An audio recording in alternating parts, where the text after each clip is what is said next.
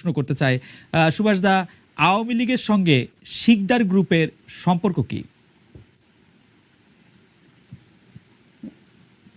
খালেদ মহিউদ্দিন, আপনাকে অসংখ্য ধন্যবাদ। যারা এই অনুষ্ঠানটি দেখছেন শুনছেন তাদের শুভেচ্ছা জানাচ্ছি। ব্যারিস্টার রুমিন ফারহানাকে অবশ্যই আমার শুভেচ্ছা রইল।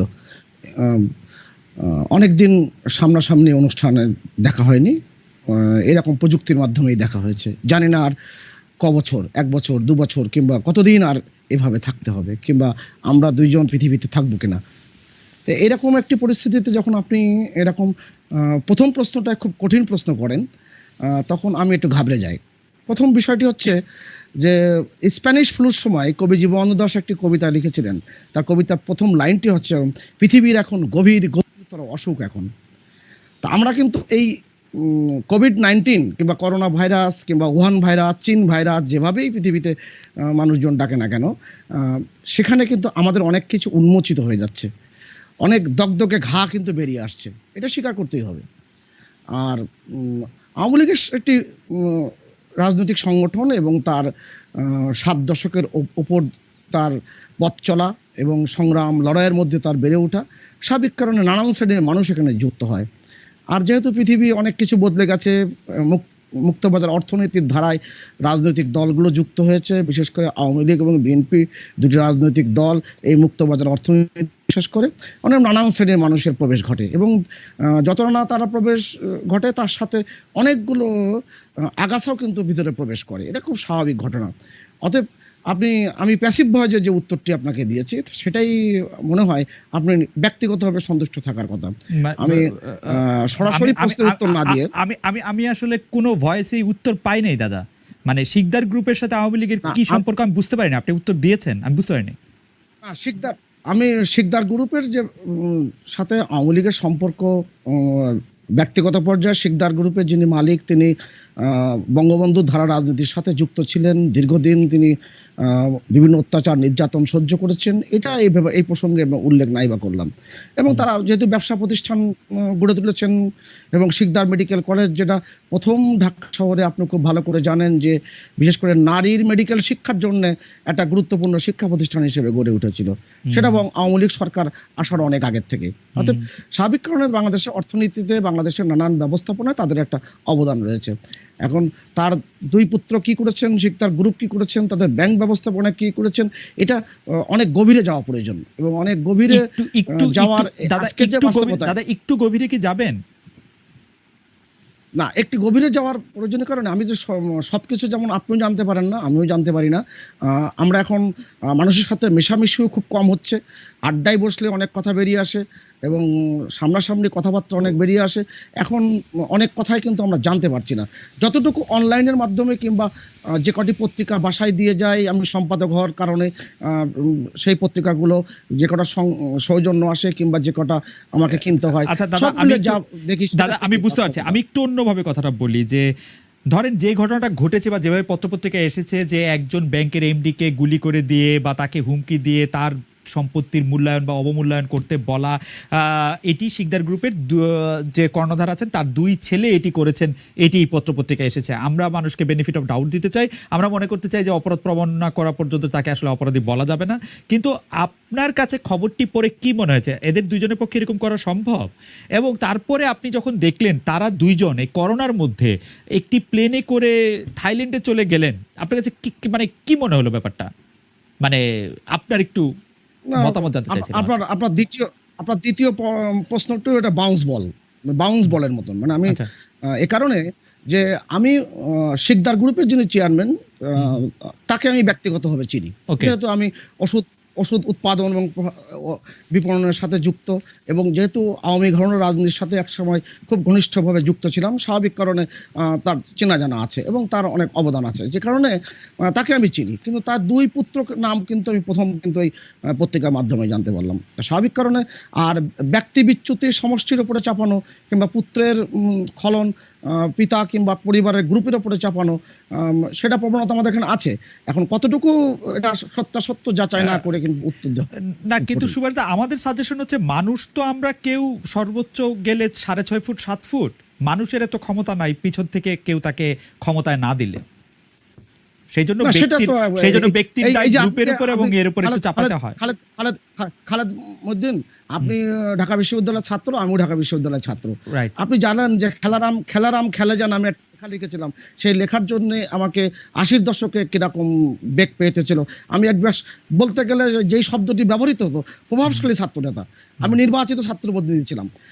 তারপরেও নানান রকম ব্যত্যয় কিন্তু থাকে, নানান রকম শক্তির মহড়া কিন্তু সবসময় কিন্তু নতুন কিছু না। খালেদ মহিউদ্দিন, ওকে সুভাষ দা, আপনি জানেন, আপনি যদি এখন আপনার চোখের সামনে যদি এখন মধু ক্যান্টিন কল্পনা করেন, আর আপনি যে রাজনীতি দর্শনে বিশ্বাস করেন সেটার সঙ্গে যদি পুরনো দিনের 25 বছর আগে ফিরে যান কিংবা 30 বছর আগে ফিরে যান, তাহলে কিন্তু আপনি দেখবেন যে নতুন কোনো ঘটনা কিন্তু এগুলো নয়। অতএব আমরা এগুলো দেখতে চাই না, আমরা এগুলো আলোচনা করতে চাই না।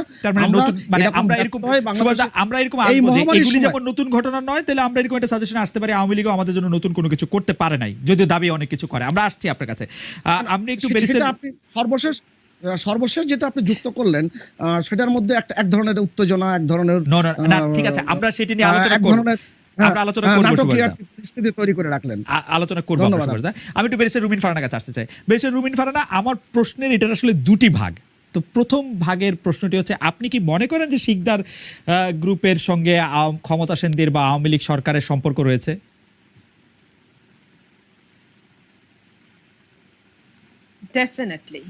ডেফিনেটলি আপনি আপনার প্রশ্নেই যেটা বলছিলেন সুভাষ সিংহ রায়কে, যে একটা মানুষের উচ্চতা তো আসলে 6 থেকে 7 ফুট, তার বেশি তো আর নয়।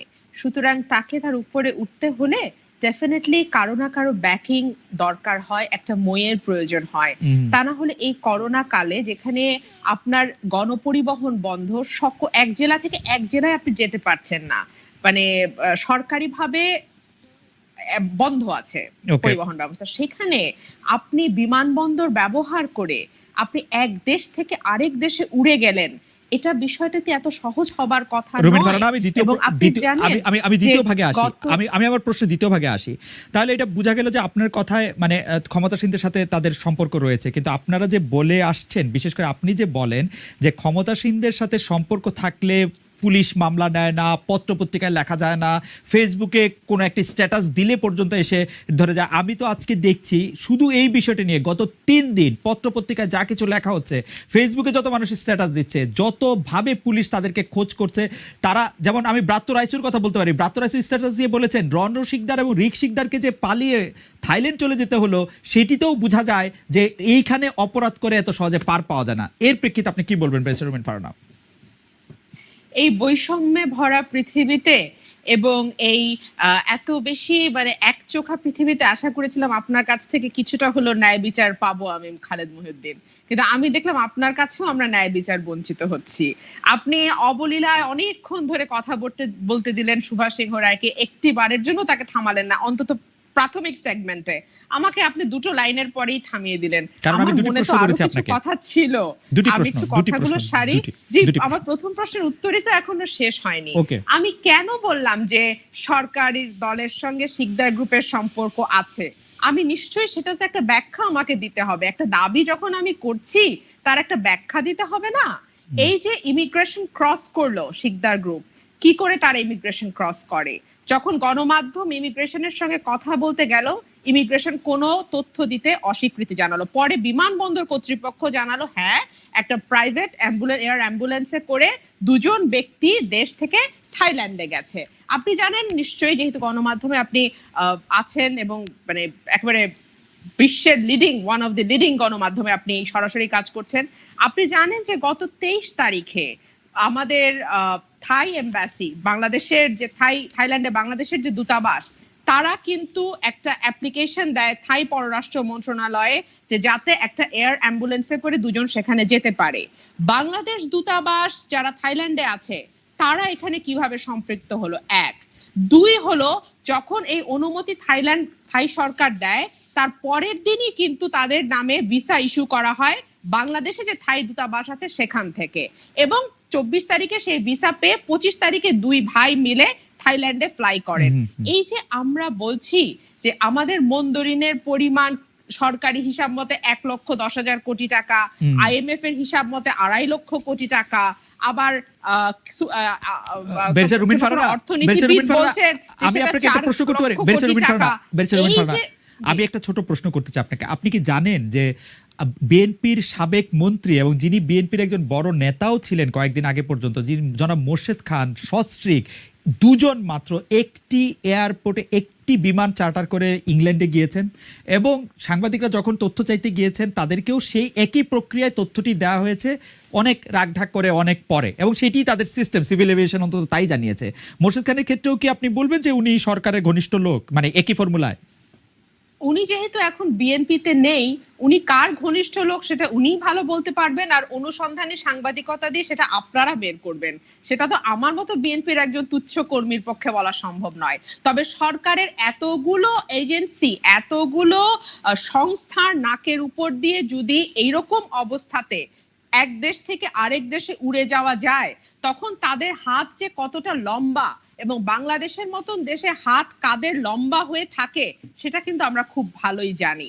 সুতরাং এই যে ব্যাংক ব্যবস্থায় 9/6 এর কথা আমরা দীর্ঘ সময় ধরে বলে আসছি, সংসদে খেলাপি ঋণের দীর্ঘ তালিকা দেয়া হচ্ছে, কিন্তু তারপরও তাদের বিরুদ্ধে কোনো ব্যবস্থা নেওয়া হচ্ছে না। 300 জন খেলাপি ঋণের ঋণ গ্রহীতার তালিকা দেওয়া হয়েছে, কিন্তু কোনো ব্যবস্থা আজ পর্যন্ত নেওয়া হয়েছে বলে আমরা জানি না।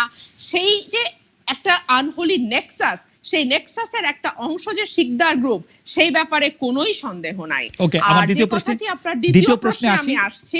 জি জি, আপনি মত প্রকাশের স্বাধীনতা নিয়ে কথা বলছি, বা আমরা আমাদের লেখালেখির স্বাধীনতা নিয়ে কথা বলছি। আপনি জানেন যে এই করোনা কালের মধ্যে ত্রাণ চুরি, একটা সেকেন্ড রুমিন ফারহানা, আপনি আমাদেরকে যতগুলি তথ্য শেয়ার করেছেন সবগুলি তথ্য আপনি গণমাধ্যম থেকে পেয়েছেন। আমার প্রশ্ন ছিল যে গণমাধ্যম যদি সরকারের ঘনিষ্ঠ কারো কথা না ছাপাতে পারে, যেটি আপনার ক্লেম করে থাকেন, তাহলে এই তথ্যগুলি আপনারা কিভাবে পেলেন? ওই গণমাধ্যমগুলি কোনো সমস্যা হয়েছে কিনা? এবং ফেসবুকে স্ট্যাটাস, আমার সকল বন্ধুরা বোধহয় তাদের জন্য স্ট্যাটাস দিয়েছে। আমি তো একটি অনুষ্ঠানই করছি।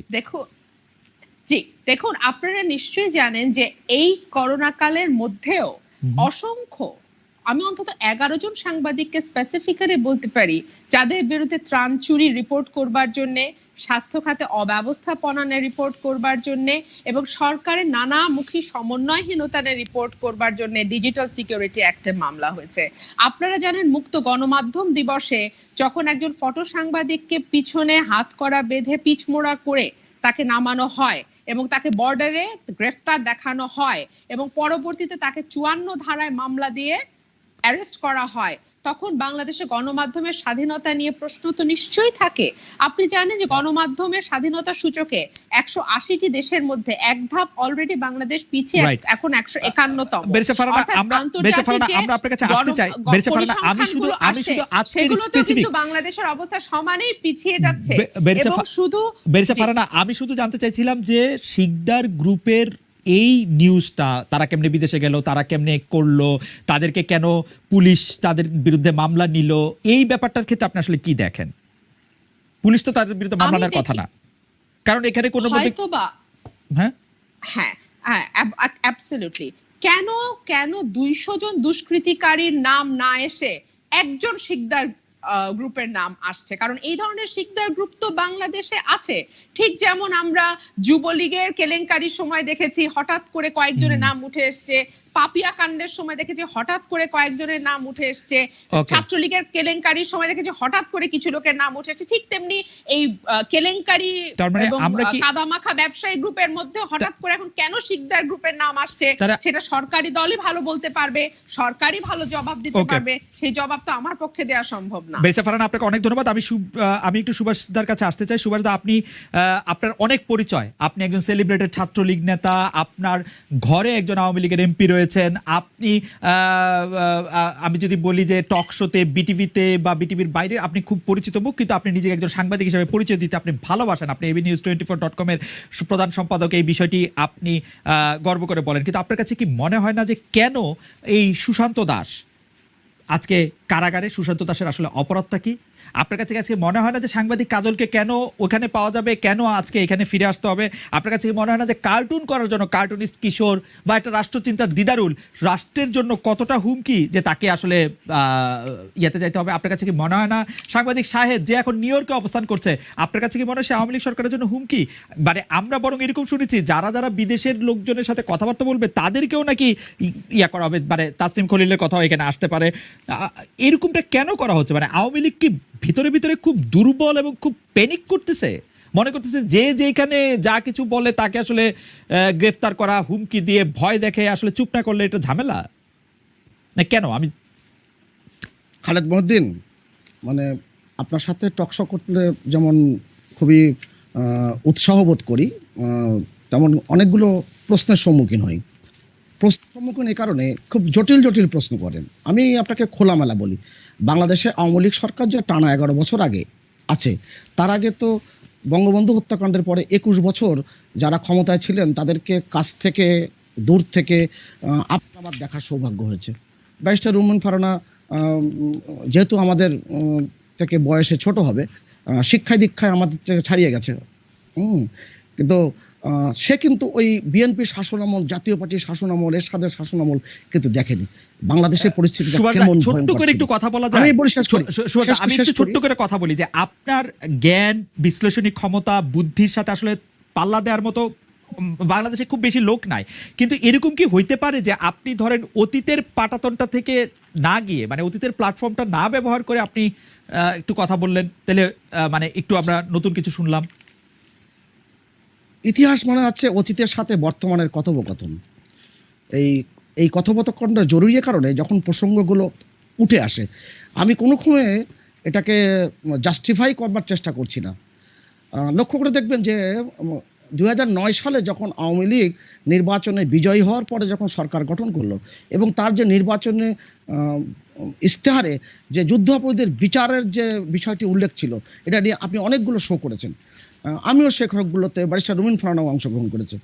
সেখানে প্রথম যে যুদ্ধাপরাধীর বিচারটি হয়, তিনি কিন্তু বাংলাদেশ ছেড়ে কিন্তু পালিয়ে যেতে পেরেছিলেন, এবং আমি কি ধরে নেব যে সরকার তাকে বাইরে পাঠিয়েছিলেন?